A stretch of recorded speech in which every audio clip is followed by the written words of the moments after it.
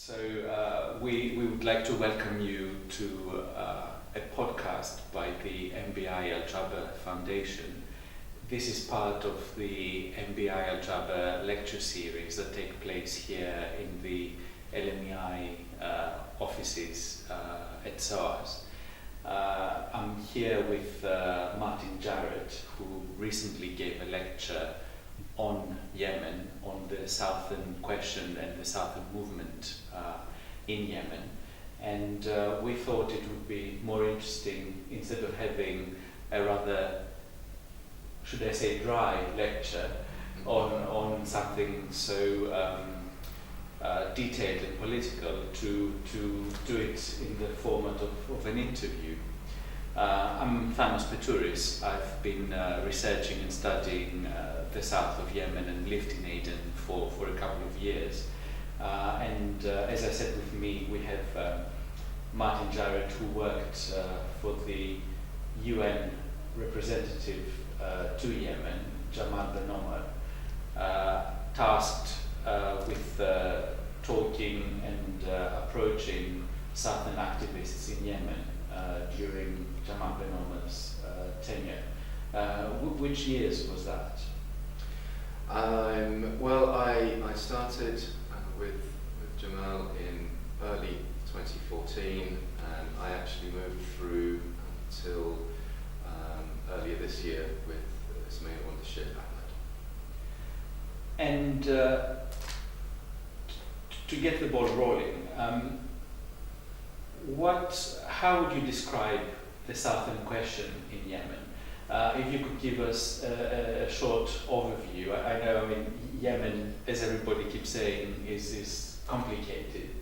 But if you could give us a short overview of the nature of what we call the Southern question and how South Yemeni politics fits into the broader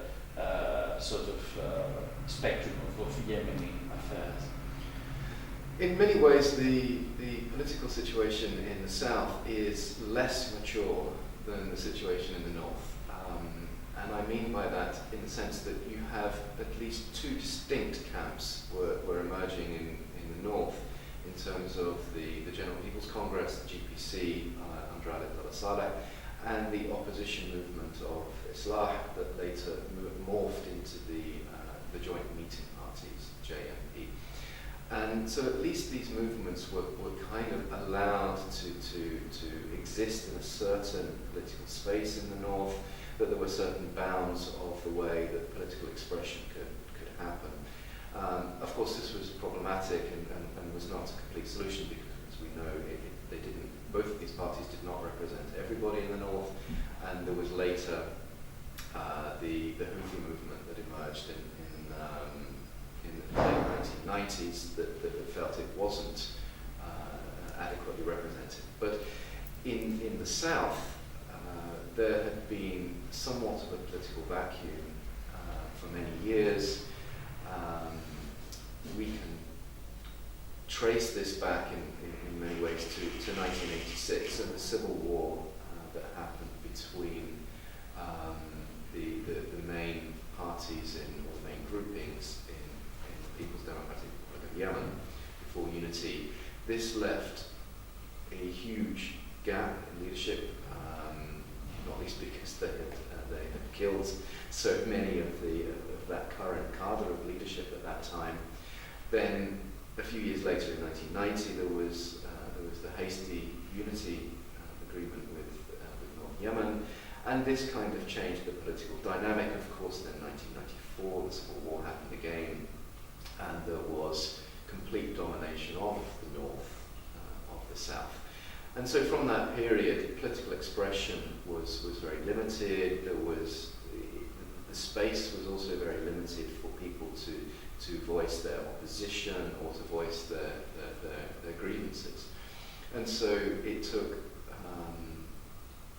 more than a decade for this to start coalescing again into something of a credible movement that we saw emerging in 2007 with the Harak Southern opposition. So what we're seeing now is a kind of maturing of that time from 2007 into.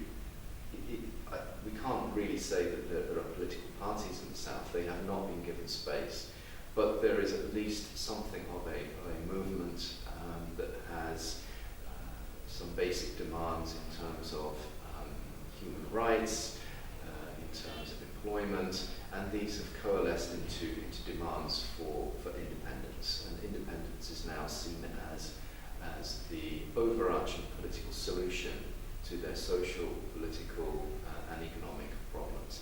That is not an articulate political platform.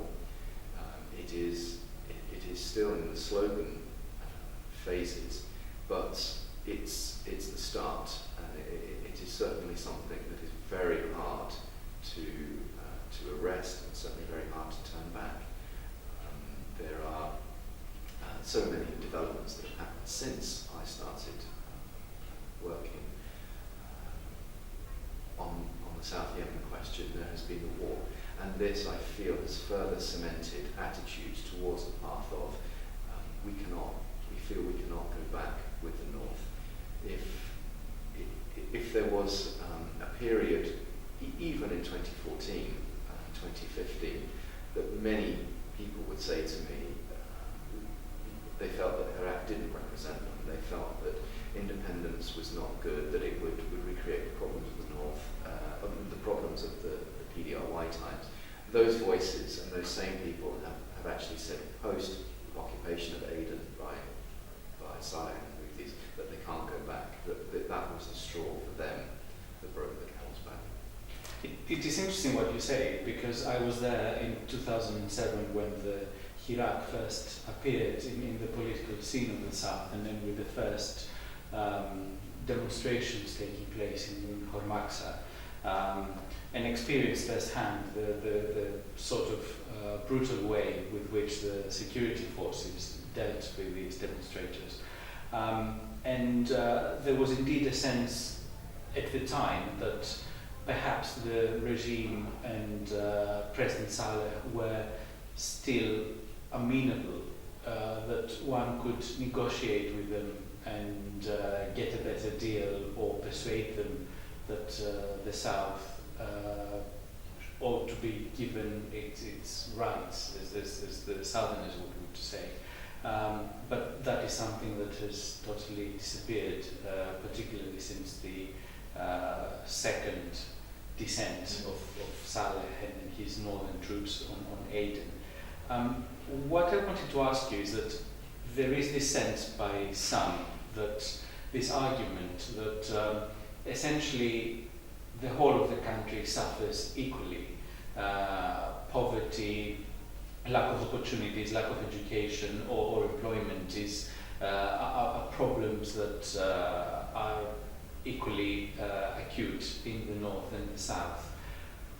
To what extent do you agree with this assessment and the idea that once we alleviate these problems, the South will come to the fold and be happy, so to speak, to be part of a unitary state as it's been since 1990? What would you think differentiates the grievances of the Southerners from those from other parts of the country? Interesting question. Very, very true, generally, what you say. I would like to take it back a bit and say, what makes the North unitary? What makes the South unitary? All of these two entities throughout history have been barely unitary states. There have been really more like tribal nation states within a larger framework. They have not really been part of a larger body in the way that, say, Egypt has generally been a unified state, more or less. There isn't the attitude there among Northerners, in a way, of what constitutes the state. There hasn't been that long period of infrastructural development. They've only had roads, really, from the 1970s, I would say. So it's more a collection of tribes and regions that make up Yemen as we see it today. And so trying to mold either a south as the NLF tried in 1967 onwards is very, very hard. There isn't a unified vision of what constitutes the south, and the same in the north. And we have seen throughout history various wars for domination and to who gets to implement their vision of what that country should be. And so it's not necessarily an aberration what we're seeing now, this division. It's more a continuum of the historical process that there has always been a fragmented country, and it's almost a unitary state that is the aberration of North and South. That is quite interesting. As we stick to this question of unity then, would you think that in the current political environment there is a mood in the region for redrawing of the borders in Yemen? There's, of course the Southerners are always hoping and essentially pinning their hopes on Saudi Arabia, the UAE, Oman, that they would champion the idea of an independent South. They've even portrayed themselves as a buffer zone against Al-Qaeda and other radical elements in the peninsula. They've argued that it is the northern regime that has been harboring and promoting these sorts of groups, and an independent South would be closer to the GCC countries and to the West. Do you see it as we are today? And we would talk a bit more about where we stand now in the end of 2016. A shift in the way regional powers see Yemen, and would they be prepared to support an independent South or the division of the country? Well, first of all, let's pan out from Yemen a little bit and look at what's happening in the rest of the wider Middle East. And I think it's interesting to notice that for the past few years, since the Arab Spring, there has been much talk in certainly the Western media, but also in the regional media, about the end of the Sykes-Picot Accords. That somehow these boundaries and borders were devised by the British and the French, by the colonial victors of the war against Turkey, were somehow aberrations on the map, that now is the time to start thinking about a redrawing. So we already have that discourse going on, particularly between Syria and Iraq, about these artificial boundaries that split tribes, that split countries. And since Daesh, since the Islamic State has decided to redraw themselves, it's natural that this topic should take place. So this idea of redrawing Yemen's borders also takes place within that wider idea of fragmentation and a wider idea of change in the Middle East. So it fits in. Now,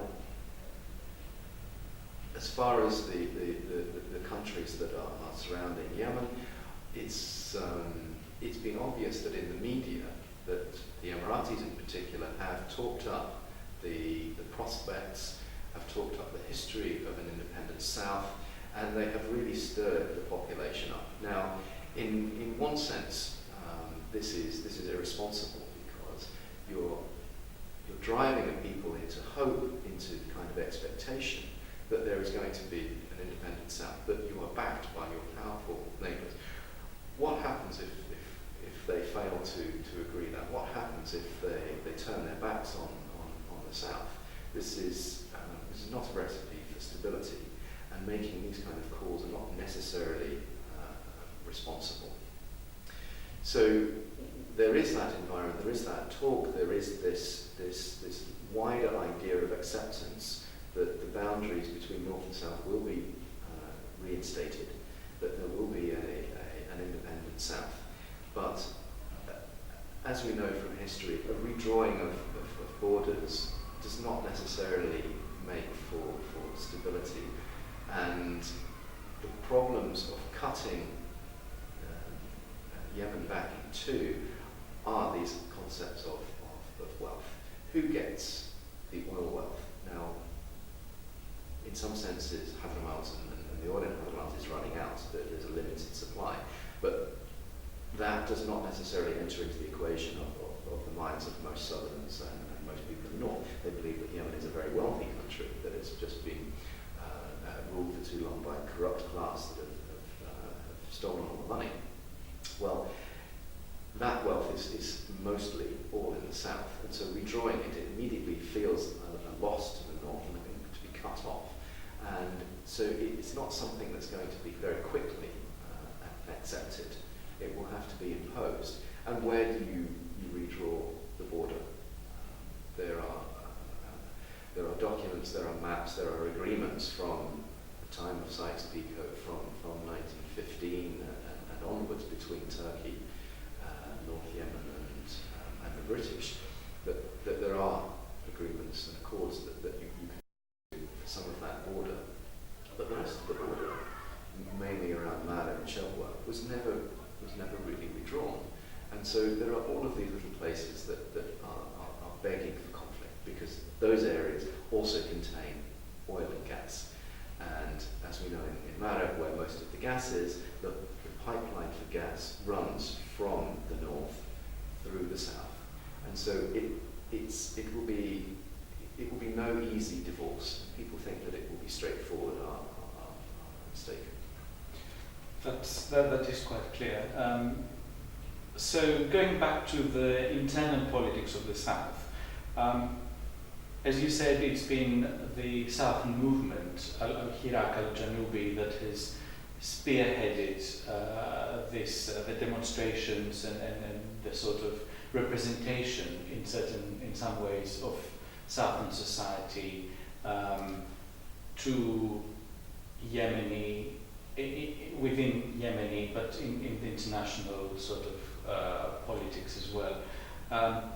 What can you tell us about the Hirak? Who are they? How well organized they are? I know it's been, ever since its appearance, it's been very difficult to pin down the exact composition of the movement, the breadth of support it enjoys in the south, all across from Aden to the border with Oman.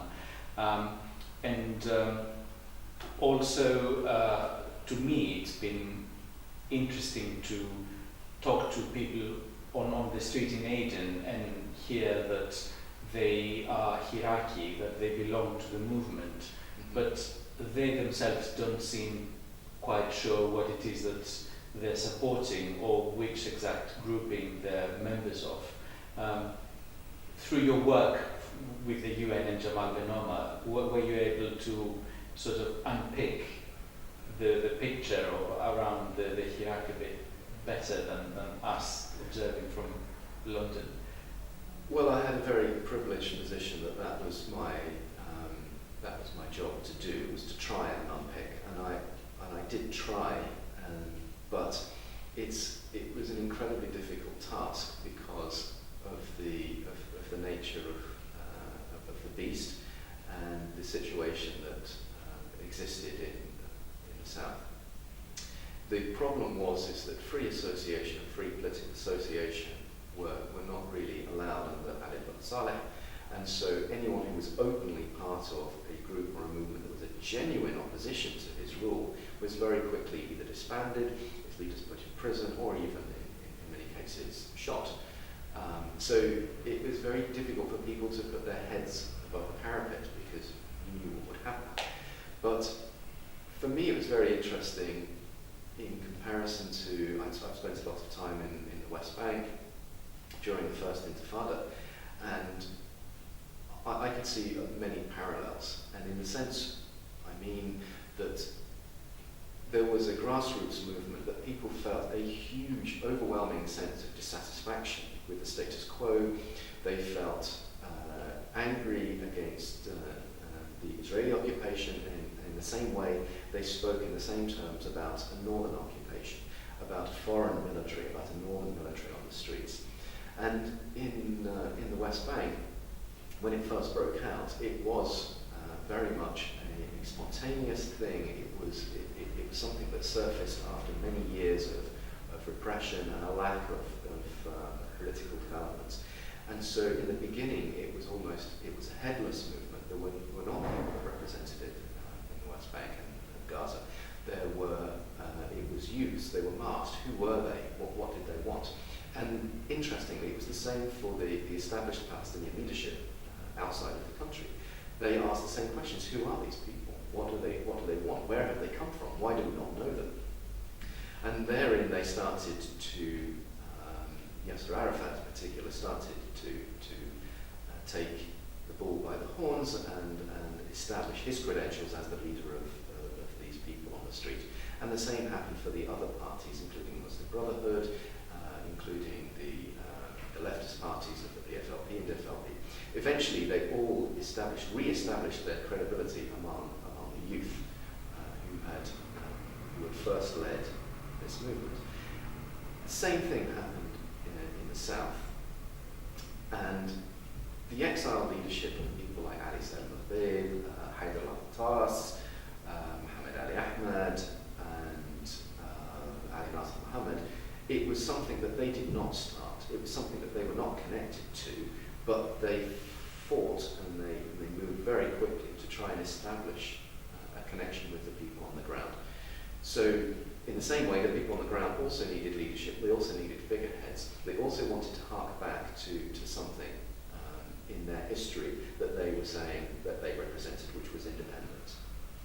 So these figures were very important, but they did not necessarily could not command loyalty of the people on the ground. And this is an important distinction, and it's especially important as the exiled leaderships were all problematic. Ali Salim al-Bid at that time was sitting in South Beirut. He was supported by Iran at that time. Ali Nasser Muhammad was part of was a rival of his, as were all these other exiled leaders. There was a reason that they were exiled, and they all hated each other. They all did not get along, and they all represented all of the old wounds that had, in many ways, caused the problems in the south. So there was a leadership gap, and arguably that remains to this day. And what we're watching is the growth of new leaders and new people to take that away. So these people were figureheads, but not necessarily leaders. And so when I tried to communicate with people on the ground, it was not like I could pick up the phone to Ali Salim and said, where are your local level people? He had representatives, but they didn't necessarily play that leadership role on the ground. And those people that were playing that real leadership role were youths, were operating in secrecy because they were involved in the demonstrations, in arranging the demonstrations. Demonstrations, they need a lot of lead-up time. You need to figure out where you're going to start from, where you're going to end, what time you're going to do, which groups will be invited, what the deal is. So in the beginning, they said no one is to carry pictures of Ali Salim al-Bid or any of the others, because we don't want one group to dominate the other. This is about the South, so Southern flags only.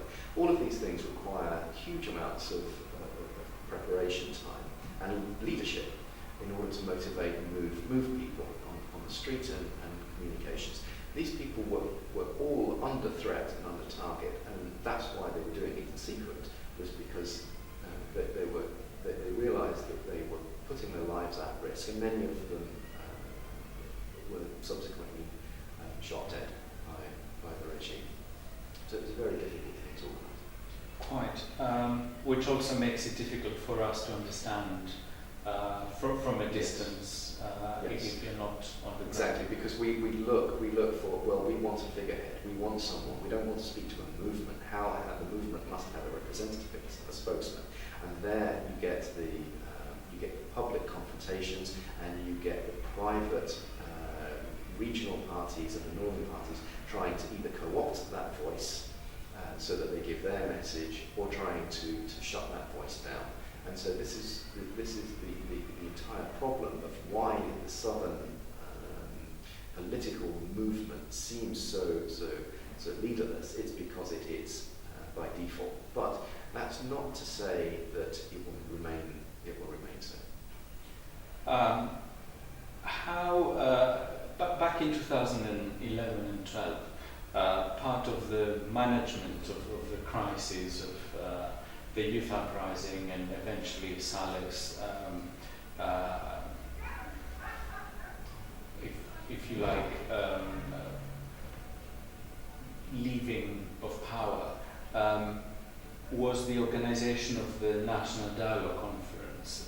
The idea, both in the capitals of the West and in the Arabian Peninsula, was that the National Dialogue would bring together all the forces, all the social forces of Yemen, and forge a new polity in the country.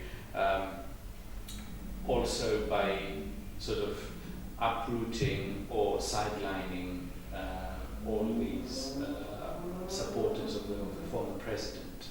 And there was real hope also that regional movements and people like the Houthis in the north and the Hirak in the south were going to be heard, and then finally would be able to express their grievances and be heard in the seat of power in Sana'a. How do you think the National Dialogue go as far as Southern interests were concerned, and how representative was the whole process of what was going on in the South at the time? Well, the National Dialogue was incredibly representative in general of Yemen, for the reasons that you said, that everybody it was an open invitation to all of those marginalised groups, as well as the dominant political parties and groups across the country. So it was a real opportunity for everybody to at least be seen and to air their grievances and to develop something. So I do remain a huge supporter of that process.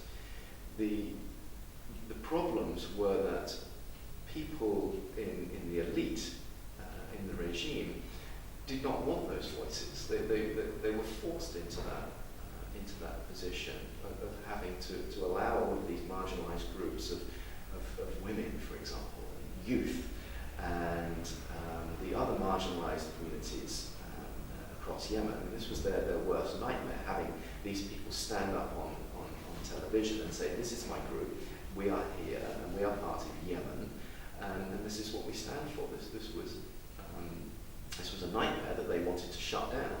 And they were able to do that with the South, because that was their particular nightmare, because the South represented geographically, at least half of the country, if not more. It also represented a country that had been previously separated. So it was problematic for the Islamic Party. It was problematic for the GPC and Ali Abdullah Saleh. It was also problematic for President Hadi at the time, who, being a southerner, it would have to bring in representative voices may have called his legitimacy into question. Is he a true voice of the South? Is he a true president for all of the country? And so he was also part of that problem, but did not want the representative voices from the South to be there at the NDC. And so therein started the bargaining and the haggling and the pressure to find voices that would be controllable and co-optable. And so we had certain figures who represented the South, who were not there to represent the South. There were stories at the time that they were paid off by various various people to be there. And whether that's true or not, the point being is that they did not have the credibility to be there to represent the South. So this meant that there was a problem in the South, that they felt they were not represented, and this immediately caused a further digging in of their demands that this is a northern concoction, this is a northern idea, this is being imposed on us, we have not been consulted, we have not been truly asked, and so it was problematic for the NDC that they did not have enough proper representation. And of course, Yemen has experienced a series of national dialogue failures in the past. It wasn't the first time that a national dialogue process was organized and presented as a solution to the problems of the country. And I suppose a lot of the political forces approached this renewed national dialogue process with certain cynicism, if not suspicion. Moving forward now, after I suppose the NDC created another crisis in Yemeni politics instead of solving the problems it was supposed to solve. And we ended up in March 2015 with the eventual forcible intervention of Saudi Arabia into the politics of Yemen. The Saudi bombardment of Houthi positions across the country started in March 2015 and has continued with intervals until this day. How would you say the experience of that so-called invasion of the Houthi and Saleh forces to Aden and the south, and the subsequent liberation of Aden by the UAE and Saudi forces affected the southern movement and its political course in the south? I felt at the time that the decision taken by Ali Abdullah Saleh and Houthis to invade the south, to reimpose their will, was a mistake by them, because they ended up reaffirming those voices that said we need independence, that this is an occupation, that this is a brutal dictatorship that is in control of us. It also managed to turn all of those moderate voices, that there were many in places like Aden, who said, we want good governance. We don't mind if that comes from Sana'a at all. We want economic livelihood. We want jobs. We want stability. We don't need rule of thugs, whether they be southern or northern. But after the occupation and after people saw the needless reoccupation, that they saw the needless bombing, the destruction of their city, of the death of many of their relatives, they felt there was no going back on a personal level, and certainly at a social level. It would be very difficult to voice the opinion that unity could possibly be a good thing, that rule from Sana'a could possibly be a thing to return back to. So in a way, even though, even if Saudi and the Houthis had won, even if there hadn't have been intervention by the Saudis, they would have lost the moral high ground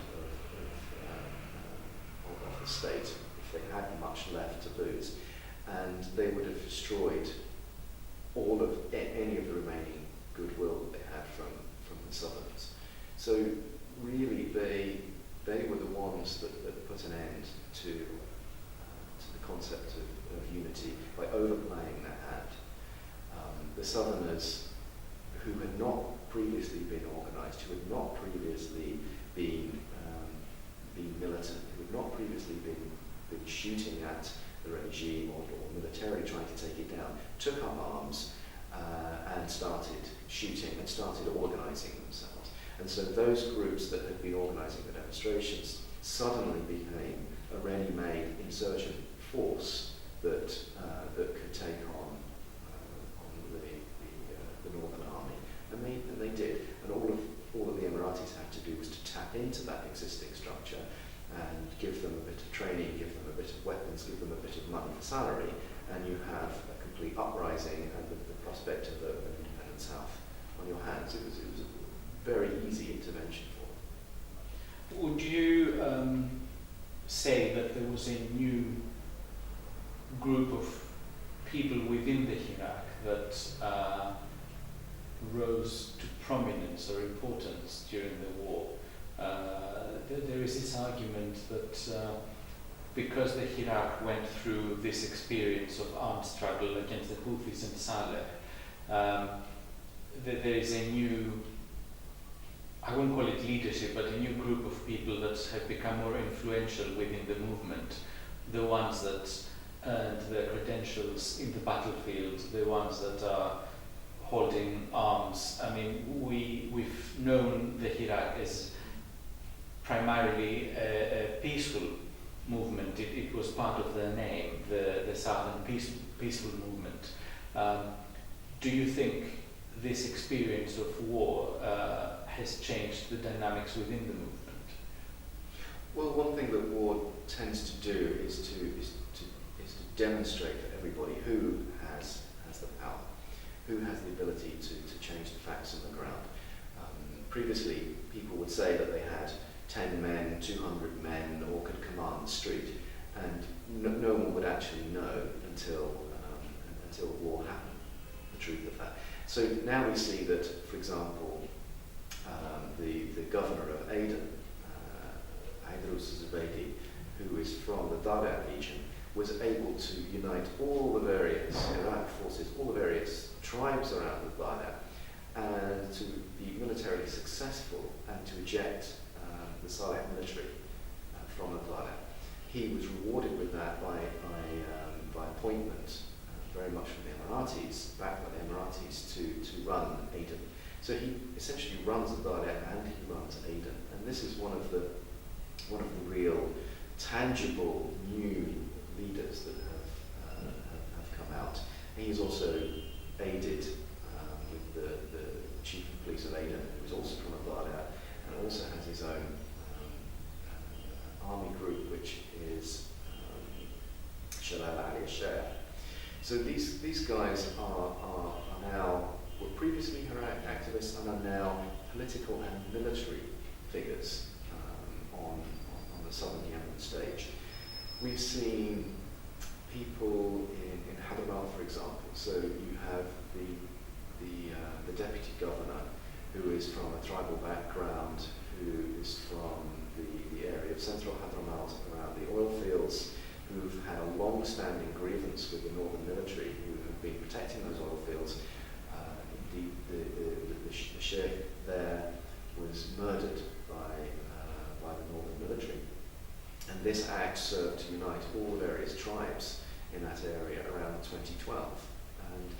And they've coalesced now around his son, who is now being given the position of deputy governor of Hadramaut.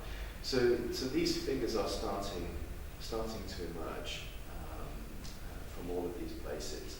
And they were there before, but known to local people. Now that they are becoming known on a national stage and are figures of fear for the Northerners in many ways. When I say Northerners, I mean Ali Saleh and his group in particular, because they have genuine following, they have genuine support, which means that they have genuine power. And this is the problem. So people like these figures, such as the previous governor of Aden, was subject to targeting. Now, officially, it's ISIS that were responsible for the murder, but nobody on the ground in Aden gives that any credence whatsoever, and everybody will point the finger towards Sana'a for his murder. for the same reasons. This is a credible person. He's spent many years in exile in Britain. He's come back with genuine support from the Arabic population, a genuine political mover who represents both the people of Aden and the South, and has relations with President Hadi. This was a dangerous man because he could get things done, and so these figures are still targets. That kind of war hasn't ended. But to go back to your question, we're now going to see, in my opinion, in the coming year, 2, 3, 4 years, an emerging new leadership for the South, who will have a much more genuine support from people. The political battles are not over between Southerners themselves, because as you're well aware, there's various amounts of rivalry between Mahara and Hadramaut, between the east of the areas of Hadramaut and Mahara and the central areas of Aden and the Bale. There's long-standing grievances everywhere, but these figures are going to start to emerge, and we will see more and more genuine leadership. I know, lastly, I know it is an exercise in futility to ask how you would expect things to develop in Yemen, even in the next couple of months. So I'd rather ask, how do you think one could obtain a better result from the ongoing discussions and peace negotiations that have been taking place? I mean, we've had several rounds of peace negotiations since the start of the Saudi intervention, which have all failed to various degrees. But and we've also seen how the South has not been represented as an independent entity in these negotiations.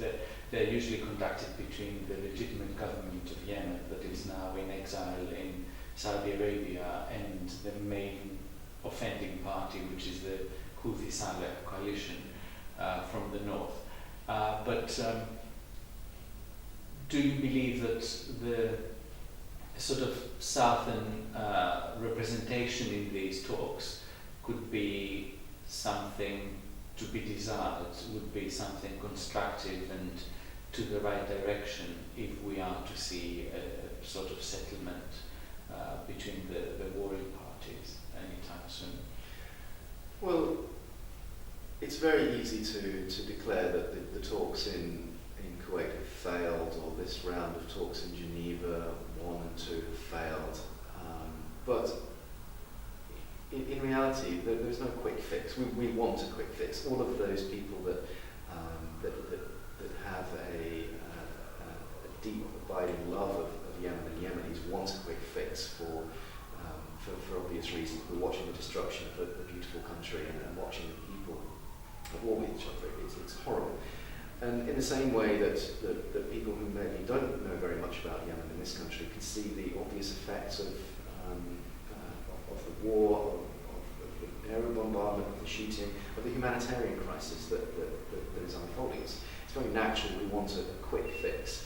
But Yemen, it needs, unfortunately, it needs time to figure out what it wants. So we shouldn't necessarily, there should be pressure for talks, there should be pressure for more talks, I believe, but we shouldn't necessarily expect a quick fix. The country, the whole of the country, north and south, is in a state of flux.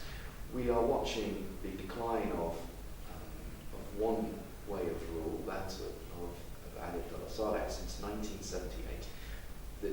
There has been a period, perhaps of unprecedented stability in Yemen under his rule, but the last 10 years and more, we've watched a slow collapse of that. So there are no quick fixes to this, and what we will see is, I believe, a gradual realignment, a gradual change of the political map that will take time to emerge. Now, the international community can provide a framework for that.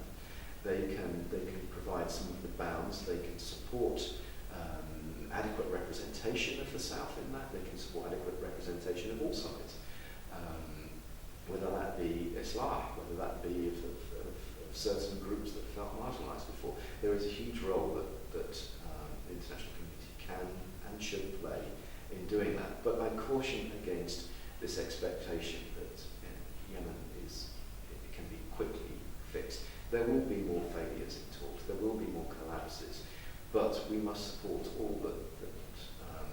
all of the efforts that are ongoing, and we must also support those efforts between Yemenis and between the regional players to hold talks on the side. And perhaps they are more important than those that take place under the glare of the international media, where people can actually voice their real positions and their real interests in the talks and come to some kind of a bargain, I hope. Well, Martin, thank you very much for opening this window into the politics and then developments in South Yemen, a place that not many have been able to visit in the past 5 or 6 years because of the troubles and the instability there. And I suppose it would be worth mentioning that since yesterday, the 14th of December, a Yemen emergency appeal has started in the UK in support of these organizations that are providing very much needed relief, food and medical support to more than 7 million Yemenis that are right now food and insecure. And lastly, also thank the MBI Al-Jaber Foundation for hosting us here today and for organizing these lectures on various topics on the Middle East. Do check the website and for further information about the upcoming lectures. Thank you, Dana.